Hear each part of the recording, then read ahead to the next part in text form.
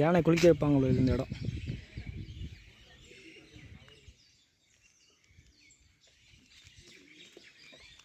யானை குளத்துக்குள்ளே போகிற வழி இது, என்ட்ரன்ஸ் ஃப்ரெண்ட்ஸ்.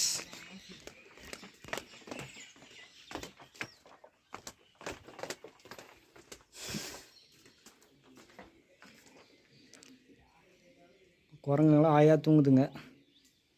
கிட்ட போகலாமா? அங்கே ஒருத்தர் பாருங்களேன், மல்லாக்கப்படுத்து தூங்கிட்டு இருக்காரு.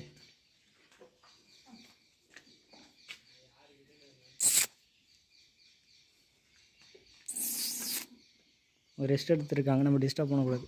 போகலாம் வாங்க.